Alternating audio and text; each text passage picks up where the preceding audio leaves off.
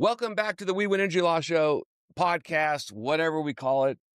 A little bit of everything. A little bit of everything. I'm Tyler Todd, your host, sitting here with my co-host, Jaron, the Snow Canyon Man, Sandberg.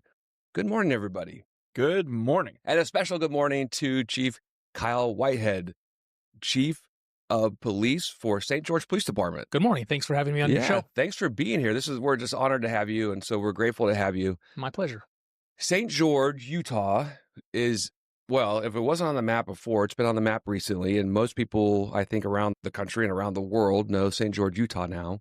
Most notably for our natural parks, our national parks, Zion, close by, and Snow Canyon. Southern Utah is on the map and growing. Yeah, we don't need any more advertisement, that's for sure. We don't need any more advertising. And so I imagine, you've seen the growth and how that affects our community. From the police department's perspective, safety perspective, traffic perspective. But before we get into that, because we want to talk about all of those things and how that's, from your perspective, what that looks like. But what got you into law enforcement in the first place?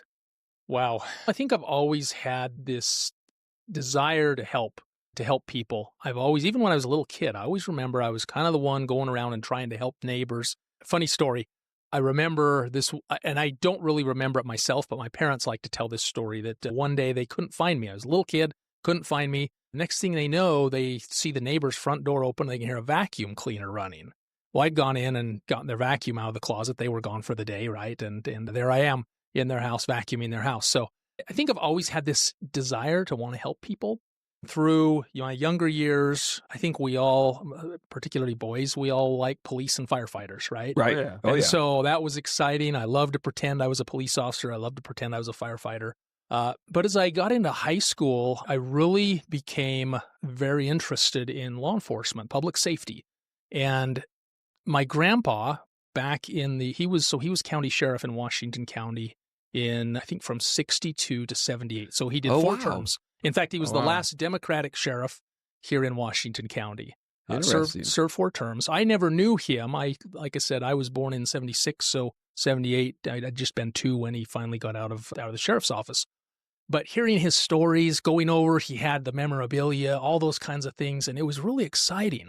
And it was fun to just picture myself serving and being part of the community in the way that he was very fond of it. Went through high school. I left for a couple of years. I did some religious service. Kind of helps priorities, Sure. Reset your priorities a little bit. In fact, I kind of looked at things and went, maybe law enforcement isn't great, family life. I knew some cops growing up and always divorce and problems. And it's like, maybe not. But I just kept coming back to law enforcement and being a police officer. And so I decided to go to the academy and I felt like, you know what, I'm going to do it. And I went ahead and got a college education and figured if at some point I feel like I need to go a different direction, I will. So I had options. I started in law enforcement in 1999, and I loved it. It was so much fun. And early in my career, I had the opportunity to go work at the Olympics.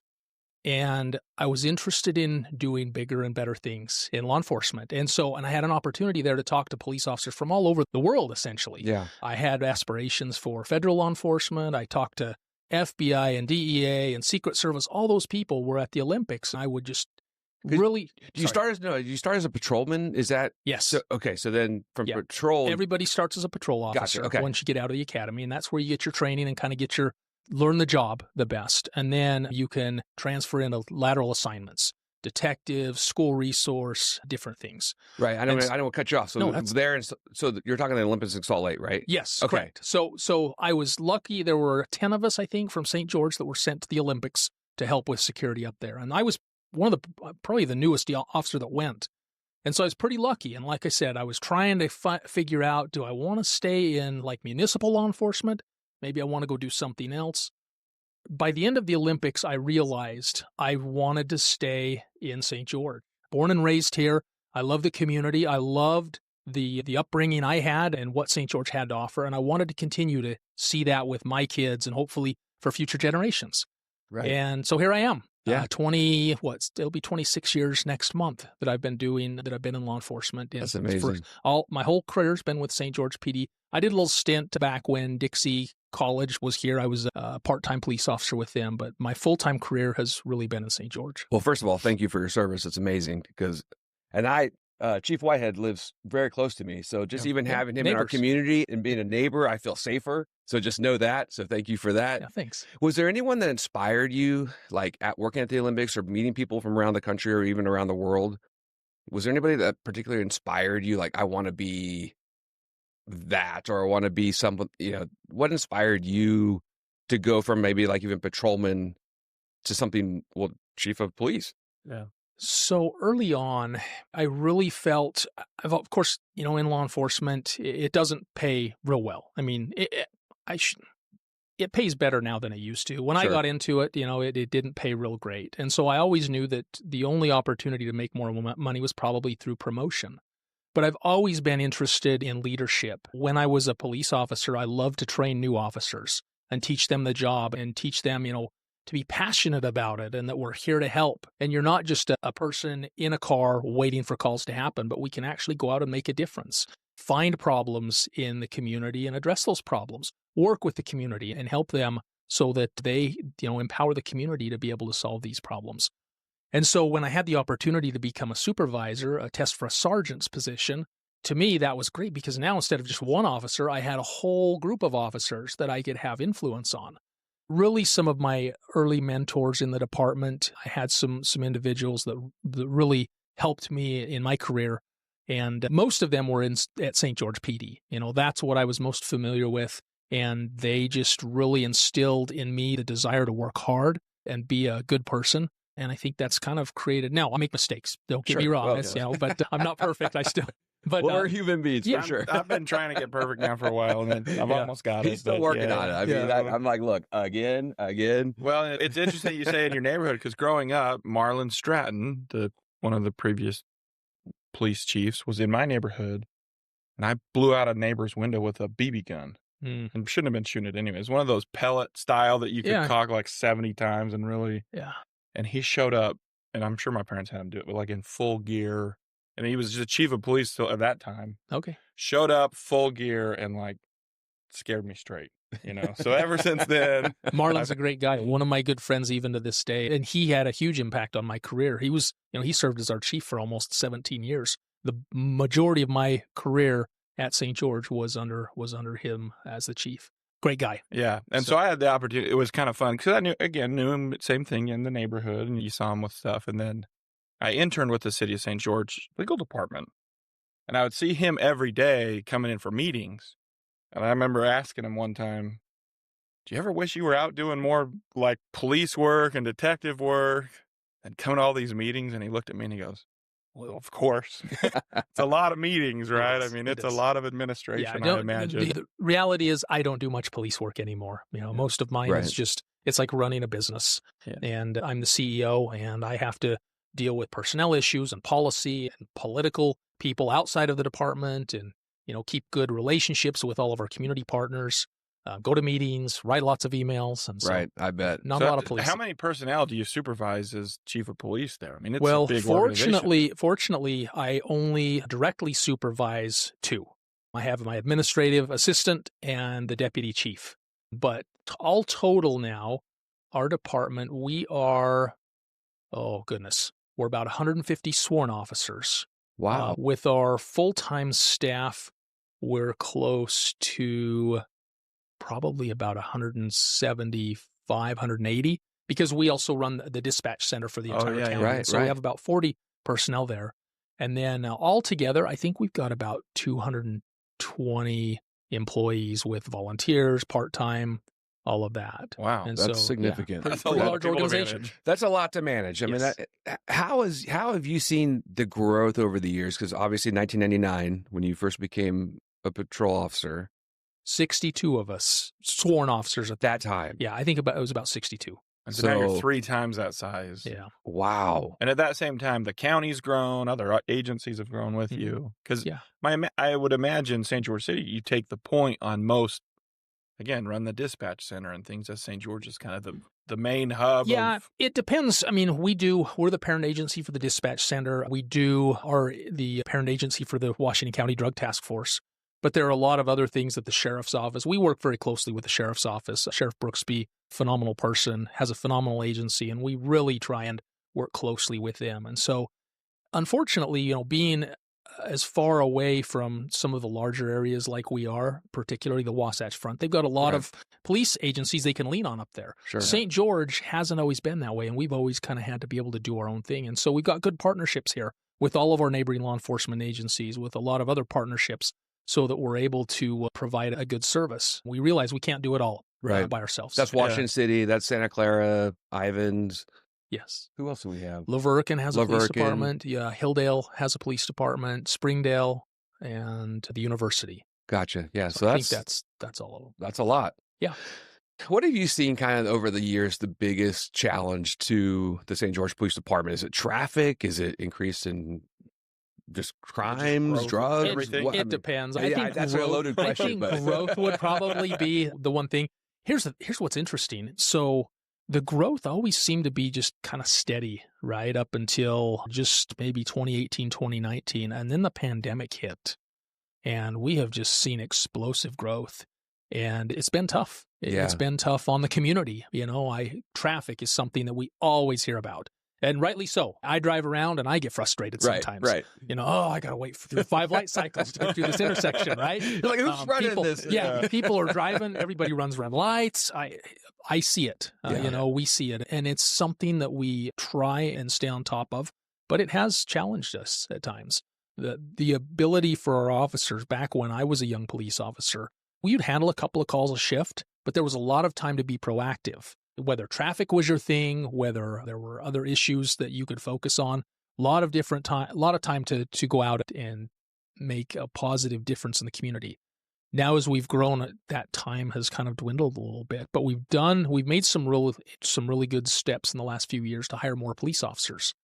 And one of my goals has also been to not just keep hiring police officers, but can we hire civilian staff that can help take on some of these tasks. Interesting. And one of the things that I think is cool is we have a lot of people in our city and in our community that want to be part of the police department, but they don't want to go to the academy. They don't want to carry a badge and a gun and do that stuff. Sure. Right?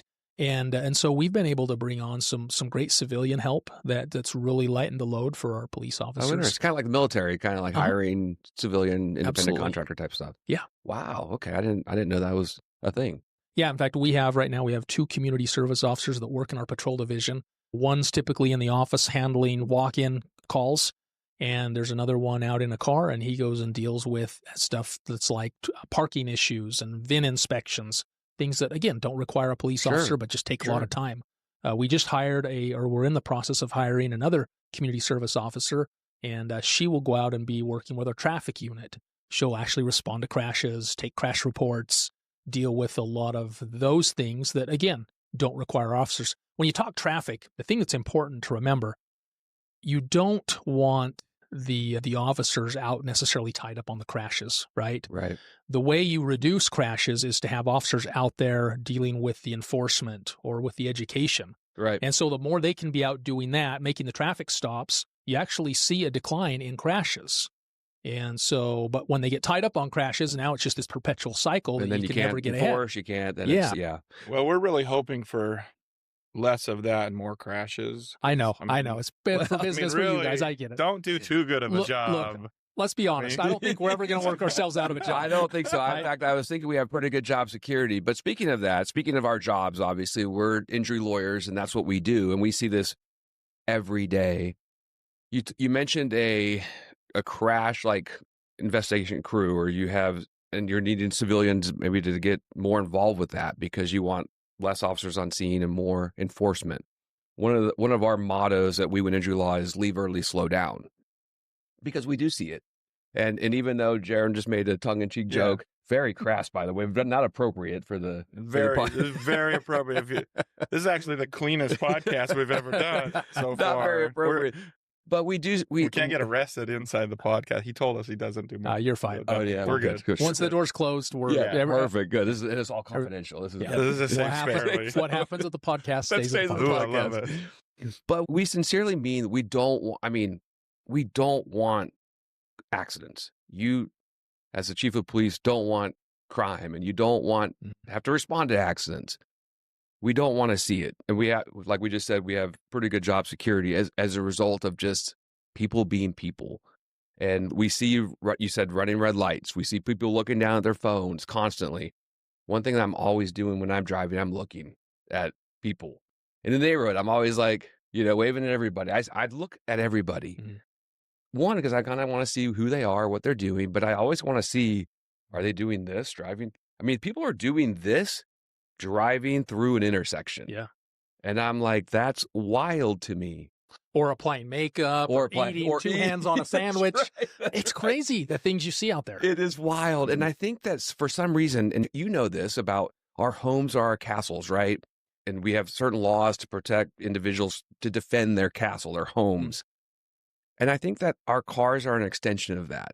So I think people feel comfortable in their cars. And I'm always, they're picking their nose, and you're always like, do you not? You wouldn't do that in public, like at your job, but then you're in your car and all of a sudden you feel totally comfortable. You feel totally comfortable. And sometimes we get too comfortable. That's when we run into problems, is that comfort. And we keep making these cars nicer and nicer. I mean, the other day, my neighbor's telling me, another neighbor that has a Tesla, they're like, hey, I got this self-driving mode and it drives. And I'm just going, oh my heavens. Yeah. We're getting so detached from focusing on what we should be focusing on when we're driving these 2,000-3,000 pound missiles around. Totally. When I first got ours, it was more of a novelty, and now I don't like it because it's just I feel uncomfortable. Mm-hmm. And then you're like, I better just pay attention, right?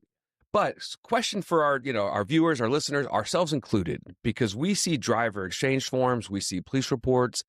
What is the typical process when a call comes into dispatch, crash? What is the response? What is the typical process when you guys get that call? Yeah. So typically, depending on the severity of the crash, if it's in a roadway, for example, or somewhere that it needs immediate attention, if officers are on other calls or tied up, we'll break the officers. We'll get people there to try and address it because of the safety issue. We always encourage people, look, if your car's operable and you can move it out of the roadway, move it to a safe place, you're never going to be in trouble for that, right? And so, but we respond, we arrive on scene. Our first responsibility is, of course, to make sure it doesn't get worse. We don't want more people, more crashes or people getting hurt. So we try and make it safe. We address any injuries that may be needed. If the fire and medical personnel need to respond, we try and guide them in so that we can place their vehicles strategically, gets them as close to where they need to be. I'll tell you, fire trucks are great. They're very good for protecting accident scenes. Yes, they are. Because people see them from a long ways away, and so we love having the fire department there helping us out. Then once things kind of get settled and we're getting medical treatment, we've got things safe, then the officers typically switch gears at that point from providing the safety, the first responder first aid. Now we start working on trying to figure out what happened. We gather everybody's information. We do a crash report. We try and find witnesses if there's camera or things to review. And then we actually will put together a police report. We print out driver exchange forms for the drivers of each vehicle. That way they're able to just take that to their insurance companies and they have the information that they need.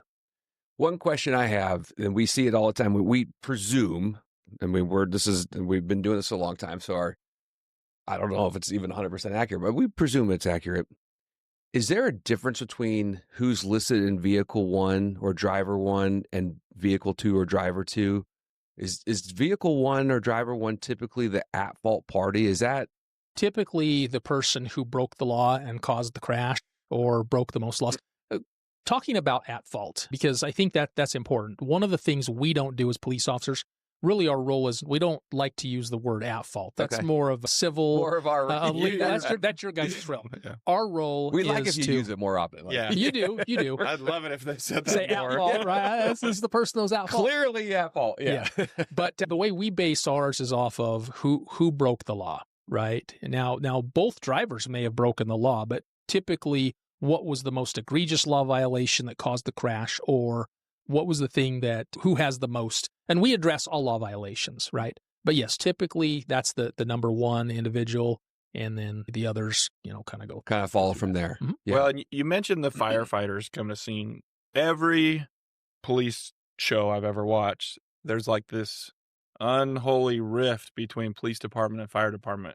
Is it all made up for TV or is it real? I think a lot of it's made up for TV. I mean, we do, tongue in cheek here. But we have a great relationship with our fire department. My brother's a firefighter for St. George Fire, and we poke each other. We still love them, and but yeah, you kind of the police fire. I could tell a good police joke, but it's probably not the time or the place. Or I'm sorry, this is actually the appropriate place for it. Let's hear it. Let's hear it. We got to hear it. So, firefighters, they really have a difficult job. They will sleep till they're hungry, and they'll eat till they're sleepy, right? Yeah. And so that's who else gets paid to sleep 8 hours of their workday. It's great. And work 3 days a week. 3 days a week, yeah. I don't know. I'm not gonna jump in on that one. Well, the other one I was gonna ask is the one that I feel like most people know is Blue Bloods. At what point do you get to grow a massive handlebar mustache? I mean, isn't that when do you finally arrive at that? That's kind of a firefighter thing. Is it? Yeah, cops don't really grow mustaches. You still see a few. But that was kind of Marlon Stratton always had a good mustache. He did. That's what I'm saying. Is like, at what point do you finally arrive at that mustache? Yeah, anymore. It's kind of, it was, for a while, it was a rookie thing, and then, now you just see beards. Yeah, right. Okay. Beards seems to be. Can you watch police shows? Can you? It drives me crazy. Right? Okay. Yeah. Well, when I was a young officer, I liked to watch Cops because that was like real. It's kind of unedited, right? Sure. And there were a lot of things that I would see with like search and seizure and the way the officer interacted. And so I kind of used it a bit to kind of go, oh, that's an interesting approach. But now I even tried to watch Cops the other. I'm trying to get my kids to start watching Cops, and they don't want to watch it. But. Well, now you have body cams, so you kind of get us to watch it, or the chest, the chest cameras. Body cameras. You get to see those anyways, but in real time. Well, the TikTok body cam footage stuff are fascinating. Oh yeah, everybody. You can go on just reel after reel of police chases and uses of force. I mean, it's amazing. These body cameras have really made. I think it's made some of these companies or some of these businesses who've gone out and tried to film live policing.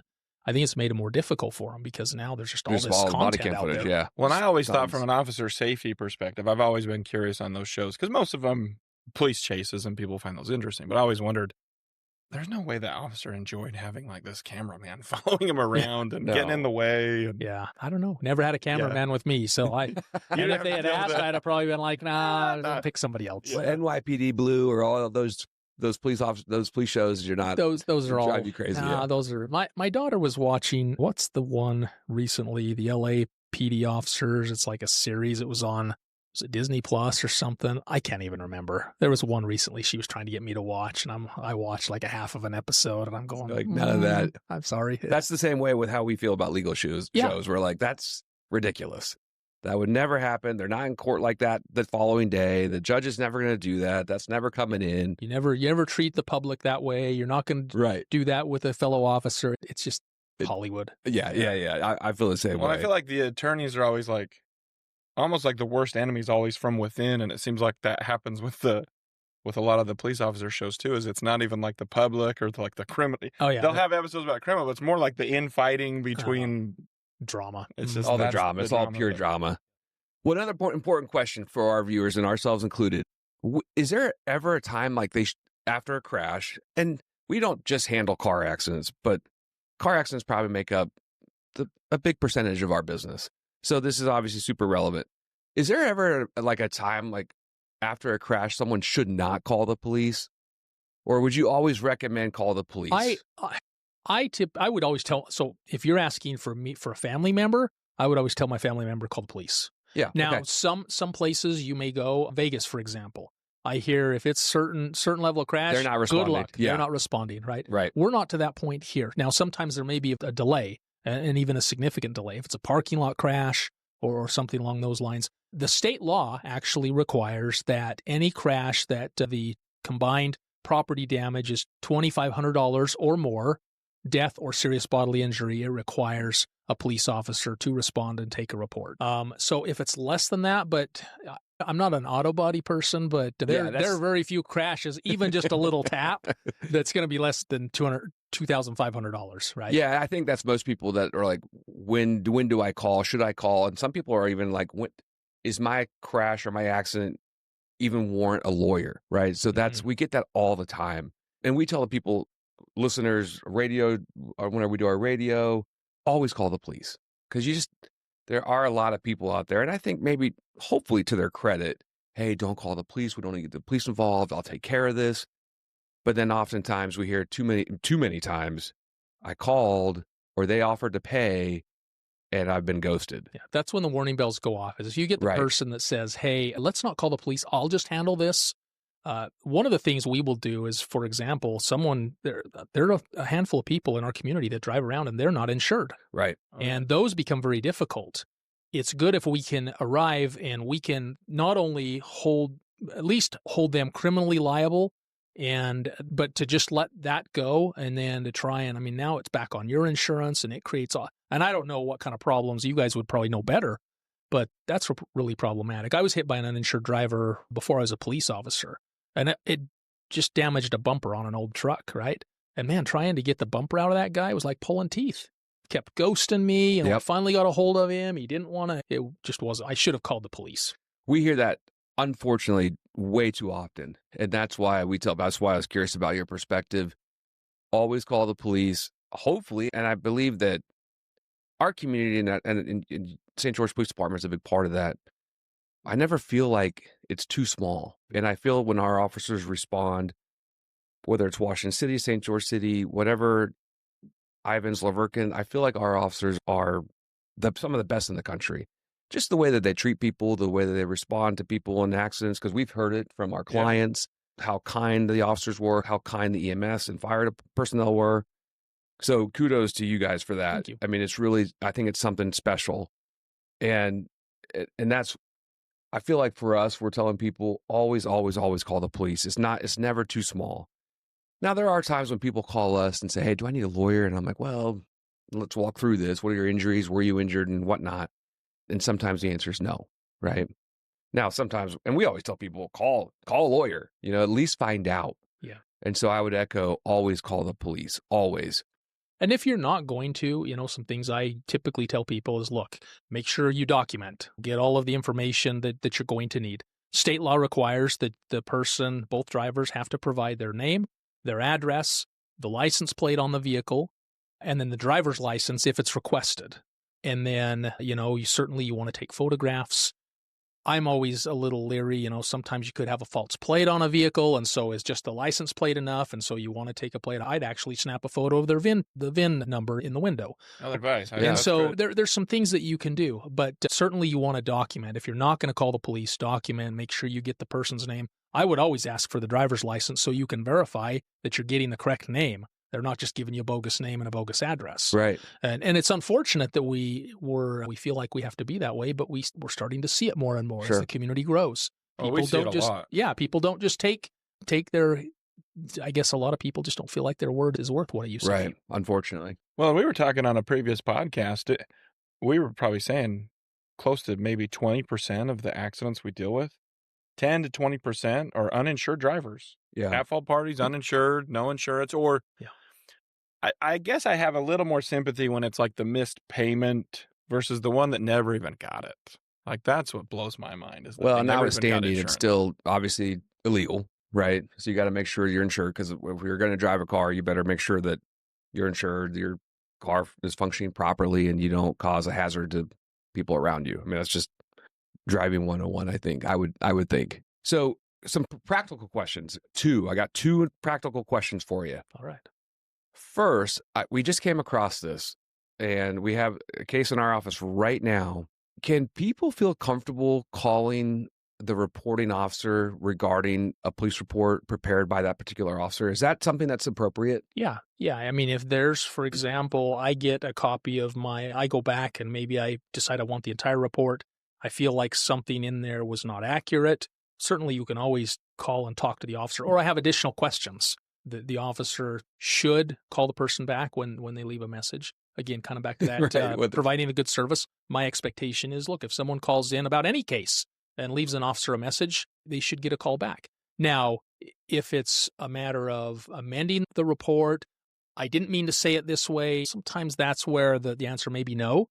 But if there certainly are times that the officer may need to adjust something or maybe something wasn't originally addressed. Gotcha. Okay, that's good to know. Because sometimes we have clients that are like, hey, there was no citation issued at the scene, and a month later there's a citation issued, whether it's vehicle 1, vehicle 2, or themselves. And typically, those should be updated. They should do an amended accident report if they issue a citation. I suspect sometimes they fall through the cracks. Sure. But yeah, in those situations, then certainly reach out. Okay, that's good to know. And that's why I think we were just advising a client recently, at least call, find out, because there was no citation issued at the scene, and then now subsequently when there was. And so they're like, wait, why am I being issued citation? Because at the scene, there was no citation issued. Second question, when you come across an accident and drivers, for whatever reason, don't have insurance, what's the legal ramifications of that?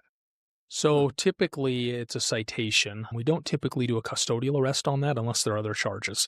But typically it'll be a citation.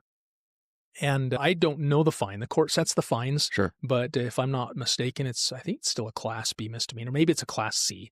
But it is a pretty hefty fine. And I think there are some things that are, I don't know if they actually suspend your license or not. Again, I don't get into all the driver's license stuff and the court stuff. I don't know, but we certainly would take action and make sure that person's held accountable. Now, what the prosecutor decides to do, what the driver's license division decides to do, that's two separate things. And that's what sometimes we tell our clients that have been issued a citation for whatever reason. And they're like, I want to fight it with the DMV. And I'm like, well, that's great. The DMV is different in the court. Yeah. So whatever happens with the court, the DMV is not bound to honor or even acknowledge what the court did.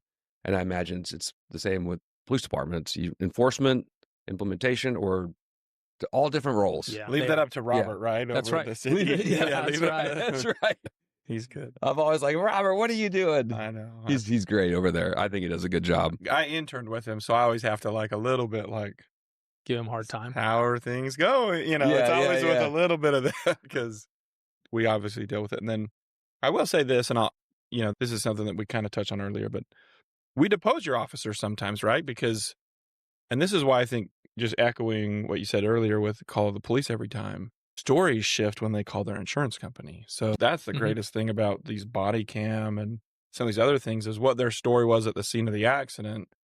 You talk about someone calling later and maybe wanting to add more information is one thing, but to change it a little bit, that's where it gets into this gray area.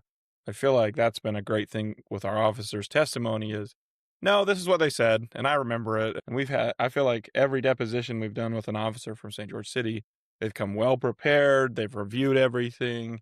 That's been great for a lot of our cases because you obviously have our client that has their story, and then you have the defendant that their story is way different, but then you have the officer, no, this is exactly what happened. And you know what? I do remember the name of that witness that was down the street that did come and talk to us. This was his name, and here's the house he lived in. And that's been very helpful. And sometimes we do have to be adversarial. Sure. So sometimes that is the challenge where we do think highly and respect tremendously what they do, and sometimes we have to be adversarial. Yeah, we get that. And that's the hard part. Hey, can I throw one other thing in for technology? Yeah. Dash cameras. Yeah. I'll tell you, if there are any listeners out there that don't have dash cameras in their cars, they are so cheap anymore. And the amount of headache, case in point, I have a family member who was involved in a crash not too long ago. We didn't have a dash camera in. Luckily, it was a commercial vehicle, and they had one. And this driver tried to make it out that there was something completely different than what actually happened. Thank goodness there was video, because it's hard to refute the video. Sure, absolutely. And so we've since put video cameras in all of our cars. And it's not, my daughters are thinking, hey, this is because we're getting our license and you want to. I said, that has nothing to do with you. A little bit, come on. Okay, secondary. It's an indirect benefit. I don't want to have a family member, get in a crash again and now have this what happened called into question and the officer's not able to determine it. Yeah, and we see that, I think, far too often as well. And because the officers can only do so much with the information they're provided. And that goes true with the adjusters as well and defense lawyers that we have to go up against. Sometimes it is a he said, she said type of scenario, and that gets very complicated because in Utah, we're comparative fault. So if our client is found more than 51% at fault, they have no case. And that's why when I asked you earlier about vehicle 1, vehicle 2, and you'd don't like to use at fault versus citations or whatnot, that is very relevant to our world. And so if you could identify a common mistake that most people make after an accident, what would you think that would be? After an accident. Wow. Too oftentimes people are many. like, yeah, there might be too many. Which one? They screwed that up. They screwed that up. They didn't do that. I think to not get too hasty to sometimes the utterances that come out after a crash. Right. Sometimes I think people get into trouble, not with the officers. You need to tell the officer what happened, certainly, but to just start talking to the other person and, just press pause. It's okay to say, are you okay? Man, I'm sorry we were involved in a crash, but don't get into sometimes we say things when we get into a traumatic situation and we just start feeling like we got to talk, and and our perception isn't always really what may be accurate. And so I think just slow down. And then again, I think calling the police and giving them the opportunity to come out and help work through that situation. That's good advice. I think sometimes people just, the adrenaline's going. They're either when they're heated or they're mad or we hear defensive. from our clients. We hear from our clients too sometimes. And our clients, when we're asking them, so what happened right after the accident? They're telling you. Then you depose the other driver, and they might have admitted that they caused the accident, but then you hear, gosh, but they went off the rails at me, and we've heard that before, and you're like, oh, that's not a great look either, and I think it goes back to that, like you said, they're in shock, it's the heat of the moment, their faculties might not all be there, and sometimes it's pretty embarrassing what goes on at those accident scenes. Yeah. Well, a lot of times we hear, too, that they didn't even talk to their side, neither party talked to the other side, either one because they couldn't get out or just the at-fault driver maybe just stayed in his or her car. And so when we hear stories, they're typically pretty funny, but most oftentimes they haven't even spoken to anybody. Another complaint I hear occasionally about the police officers, maybe this is something worth mentioning, is someone will say, well, it didn't sound like the officer was really taking my side of the story seriously. We all carry witness statements. Some officers use them, some officers don't. When I trained officers, I always said, get them to write it down. That's much better than just getting the verbal. Now, with body cams, it's a little different, right? Because you can actually get the statement. But if you feel like you're not able, if the officer's not, because they are busy and, talking to a lot of people, if you feel like your story's not getting heard or you want to memorialize it, ask for a witness statement and write it down. Perfect. And we've had that too. We had a case up in, I think it was Provo or somewhere up in the, Utah County where the officer had wrote on the DI-9, no injuries were reported. And then we watched his entire chest camera video. And not once did he ask anyone if they were okay. Mm-hmm. And, because our client basically had a parent pick him up and drove straight to the hospital, the emergency room. And I remember when we got that police report back, oh, well, that's different than what our client told us on how severe it was. But then as you review that footage, it's more just kind of managing the scene. And they have so many different things going on that I don't really fault the officer for doing that. I maybe wanted him to amend that line where he said no injuries were reported because they just never asked the question. Well, it's a great point. And to your comment as well, and I want to address maybe both those because we do see that. We do actually hear that a lot where the officer maybe said something or even in the diagram or the description of how the accident happened is inaccurate, of course, and then we're getting the feedback from our clients. That's not what happened at all, or he didn't even talk to me or didn't even get my side of the story. And so we do hear that a lot. Yeah. And always encourage people, look, come back, talk to a supervisor, and we can evaluate it. Look, we make mistakes. Our officers are going to make mistakes, right? Sometimes things aren't going to get documented accurately. It's not that they're intentionally trying to do it, but sometimes they're just because they're so busy. And not that it makes it okay or excusable, but we certainly will work to correct those errors. And so if people have those concerns or you see those, send them back and let us look into that. That helps a ton. Yeah, because we do, adjusters, unfortunately, they're only working with the information that they have as well, and defense lawyers as well. And defense lawyers will pick up on it. Well, in this DI-9, it says no known or no reported injuries, no known injuries, or whatever it might be. And that they pick up on that a lot. And so then our clients are like, how do they know I was injured? And then we always try to we joke, well, was that officer trained in medical technology or what did he or she do to identify there are no injuries? And that goes the same with the at-fault person because almost all the time in their recorded statement to the insurance company, they weren't even hurt. And we hear that a lot. Somebody will get in a crash and maybe initially they're going, I'm not injured. Right. But then what happens 2 days later? It seems like it's always about 2 days later. Right. And now, oh my gosh, I've got this kink in my neck. I've got, and then to go in for a scan and lo and behold, they've got some significant They've got some injuries. Yeah. Would that be information that if they then called back into like the officer and let them know, like, hey, I did end up going to the emergency room, would that be something that would add to it? Typically not. That's something I think that can be easily explained. And the way I hope the officers are documenting it is at the time of the crash, they felt like they weren't injured. Yeah. I always tried to say, hey, are you injured? And then I try and put in the report what the person said to me. Well, I might be injured, but I'll go get checked later. Right. And then I make sure to write that on the report. And we do see that. Yeah. We do see that. It's unfortunate because, to your point, they're not intentionally trying to like minimize or downplay something. They're just reporting it as they see it. And then, of course, it gets manipulated or interpreted one way or another. Yeah. And then we're all having to like, scramble to fix it. So that's one of the biggest challenges we have. As St. George continues to grow, what do you see next for improved road safety, drivers? What's next? What would you maybe advise the listeners and drivers in our community?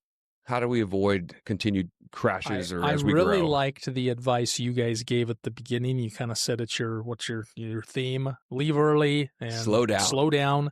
Don't be distracted. Don't try and beat the lights. Red lights are really a big problem here. Following distances are always issues. People get rear-ending somebody else. We're only going to get bigger. And the difficulty is now we're starting to add different modes of transportation. I don't know about you guys, but it's not just cars. It's scooters and bikes and just there's so much of it. And those one wheels. Oh, my goodness. There was a guy on the boulevard the other day, 45 miles an hour. I think he's going the other direction. If I could have got turned around, I'd have tried to pull him over and he probably wouldn't have stopped. But it's like... It might be the same individual. It looks like Rocket Man. Yeah. Wears a helmet, which at least he's got a helmet on. Yes. So, yeah, I think people just need to look. If you're going to be driving, just be cognizant and be aware. Look, our city's growing. It's going to take longer. I don't have control over how fast we build roads, and in St. George, we have a lot of choke points. We've got the freeway, the river, bluffs. And so it's going to take some time. Make sure you plan ahead. Don't be too impatient. And if you are late, it's better to be a little late than to either be in a crash or get a ticket, or to injure or kill a person. I 1,000% agree. That's why we've been saying it for years. Leave early, slow down. When you get there, you can scroll. Yeah. When you're on your car, focus on what you're doing. Certainly. We all live in a community, a beautiful communities and a safe community, mostly in large part to all your efforts. And so that's where we're like, look, everyone, we're all going to scroll. We're all going to make the phone calls. We're all going to text. We're going to see what the score is. And you can do it when you get there. But if you get there early, then you got time. And that's good advice. We got a couple rapid fire questions for you. Oh, good. We got a couple good questions. Well, the one I've been holding me back in my seat. I got to know. You're a police officer, so I have to ask this. Favorite donut shop? Come on. Lynn's. I like Lynn's Donuts. Lynn's Donuts. Yeah, they've got good donuts. If you're ever buying, that's where my kids want to go, and I like them. Harmon's probably a close second, but Lynn's has a good donut. Is that just a stereotype of police officers, or do they actually enjoy donuts? Most of us probably enjoy them. It depends on if you're a fit officer or you're not fit. The fit ones don't like them, right? I look at these guys, some of your biker cops, and I'm like, they're not eating donuts. They couldn't... Now, most of them have the metabolism. They can get away with a donut. So they're good. I like a good donut, too. So yeah. Bagels, some of us have kind of transitioned to bagels, but donuts are good. Pink Box is my favorite. Just throwing it out there. Yeah, I like Daylight. I think if I was going to talk about Krispy Kremes are okay, but I really like Daylight. I think they do a good job. We just took all my kids to Krispy Kremes up north. They have the conveyor belt, and you're thinking, that's fun. Oh, they're going to love the hot, ready. They love watching it. And then the cashier was like, hey, do you guys all want one fresh off? Just here's a free one. Like 3 of my kids were like, I'm not really feeling a donut. I'm like, wow, what's your problem? Like, I guess good on some level, but I was like, that's good. Really? You don't want like a fresh Krispy Kreme donut? So not everyone's a donut. Not everyone's a donut person. So that's okay. Most scenic drive in Southern Utah. Southern Utah? Oh my goodness. Are we talking like all of Southern Utah, like Moab side of the state? If you had to go for a drive with your family, where would you take them? So when people come to, we've hosted like some exchange people over the years. We always take them to Snow Canyon. Zion's cool, but I think Snow Canyon for me, it's just really, it kind of contrasts a lot of colors. And there's some cool little hikes you can take them on. And so I probably stick with Snow Canyon. I love that. In fact, I just got an email from a colleague in Florida. And he's like, I'm coming to Zion or Vegas. Is it worth the road trip to go to Zion? And my response was, I'm not sure. I always tell people, go to Snow Canyon. I mean, it's really, really a good place. And there's some little hikes you can go on and kind of get the feel. That's me growing up staring at it. I told him, I'm like, if you're just doing Zion, no. If you're coming for a night and you do a Snow Canyon Zion combo, absolutely worth it. That's awesome. And you don't get stuck like waiting an hour for a bus sometimes. True. On the peak parts of Zion. The last time you went, didn't you have to wait forever for one of the Well, the last time we went, we did the e-bikes. Have you done the e-bikes through the canyon? It's phenomenal. Okay. That I would recommend. If you guys are listening, come to Zion National Park, do the e-bikes. It's really cool. Skip the lines. Skip the lines. Cool. It's really cool. If you weren't chief of police, what would you be doing? Well, if this was like back in the, 1500s, I'd be a pirate. Or something like that. I love the idea of sailing the Caribbean, right? And just okay. Yeah. But in all seriousness, professionally, there was a time when I was looking at getting into law enforcement, I thought maybe being an attorney would be a better career. I think law is very interesting. I find it intriguing. There was a time I even thought maybe I would retire from police work and go to law school and do that. No longer interested. Well, there was a lot. I would say at least in my graduating class, there was probably several, 10 or former so police officers, that were former police officers or some retired military. So that's a common. Have you ever considered doing accident reconstruction work post law enforcement? No, I never really was in the traffic unit. I don't have a lot of training. And so I would expect you probably need some training to do, to be able to do that. I hear it pays well for some people, but I hadn't really considered it. Yeah, we have to hire a lot of experts every now and then. Cool. Well, Chief Whitehead, thank you so much for being here today on our podcast. It's been awesome to kind of get your perspective, police law enforcement perspective on and how it bridges in our world with personal injury. We want our clients, we as plaintiff lawyers, we want to understand that process and that role so that we can better advise our clients and better represent them. We want people to know if you've been involved in an accident, you can rely on the St. George Police Department, our law enforcement Southern Utah, to do their very best. And we appreciate you and everything you do, keeping our community safe. Everything that we do as well for our clients, that's what we're trying to do. We're trying to win for them. That's everything that in our efforts that we strive for on the daily is if there's been an accident, if you've been injured, to win for you. Thank you so much for being here. We appreciate it. My pleasure. Been an honor. So thank you so much. Thanks. Everybody, remember, leave early, slow down.